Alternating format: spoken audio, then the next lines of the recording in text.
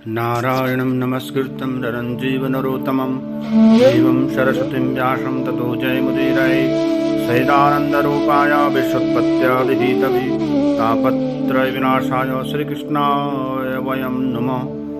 सशङ्खचक्रं सकृतकुण्डलं सपीतवसं शिरसारवीक्षणं सहारवक्षस्थलकौस्तुभं श्रियं नमामि विष्णुं शिरसा चतुर्भुजं।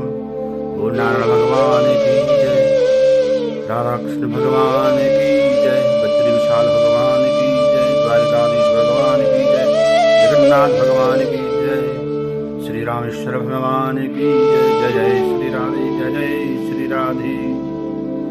आप सभी प्रभु प्रेमियों को अपरा एकादशी की हार्दिक शुभकामनाएं। और साथ में आज ज्येष्ठ संक्रांति भी है। आज भगवान सूर्यनारायण मेष राशि से वृष राशि में प्रवेश कर चुके हैं और पूरे 1 महीने तक वृष राशि में ही संचार करेंगे। तो आज से ज्येष्ठ का महीना भी प्रारंभ हो चुका है। आज आपको एकादशी के माध्यम के बारे में इसकी क्या विधि है, क्या कैसे इसकी पूजा की जाती है, यही बताएंगे। चलिए आज इस एकादशी का माध्यम सुनते हैं। भगवान श्री कृष्ण से युधिष्ठिर महाराज जी पूछ रहे हैं, हे प्रभु, आपने वैशाख मास के शुक्ल पक्ष की एकादशी का माध्यम सुनाया, अब कृपा करके ज्येष्ठ मास के जो कृष्ण पक्ष की एकादशी है उसका क्या नाम है, क्या माध्यम है और उसकी क्या कथा है, इसके बारे में बताइए। भगवान श्री कृष्ण कहते हैं, हे राजन, ज्येष्ठ मास की जो कृष्ण पक्ष की एकादशी है उसका नाम अपरा एकादशी है।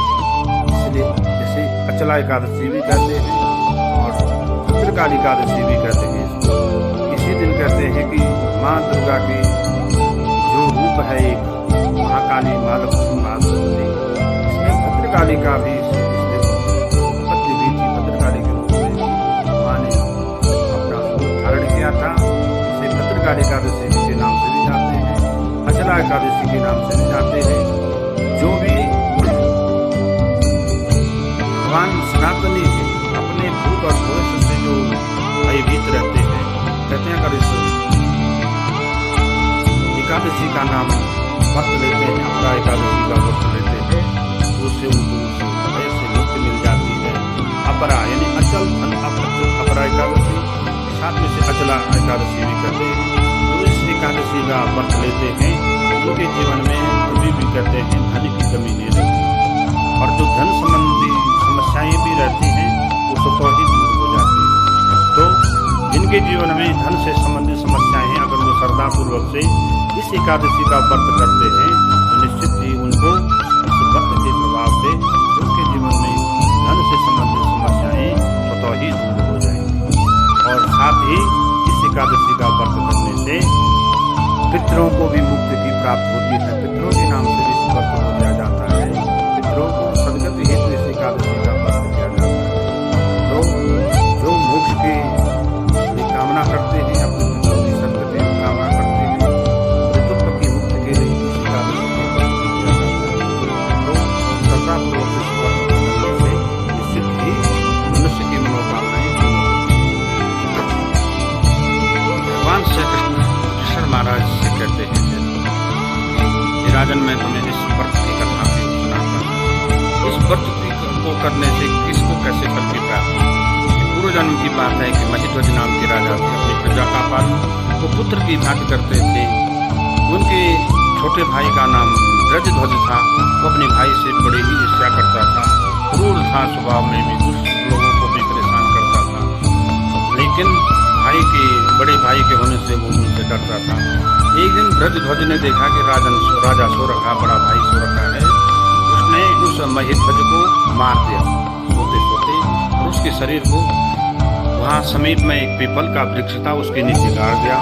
महिध्वज जब ऐसी मृत्यु हुई तो उन्हें प्रेतत्व की प्राप्ति हुई, यानी की प्राप्ति हुई। रात दिन वहाँ पे आने जाने वालों को परेशान करते और उत्पात मचाते रहते, लोग परेशान होते।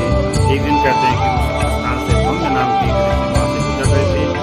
उनको भी देख करके वो प्रेत वहाँ पे बात मचाने बैठ गया।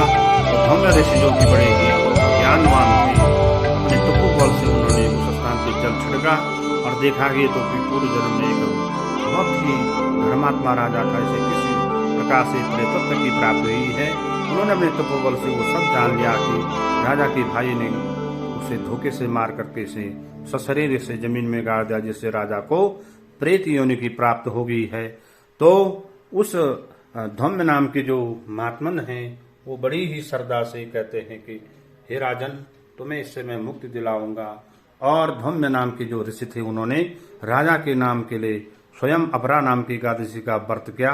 कहते हैं इस व्रत के प्रभाव से वो जो महीध्वज नाम के राजा थे वो मुक्त हो गए, प्रेतत्व योनि से मुक्त हो गए।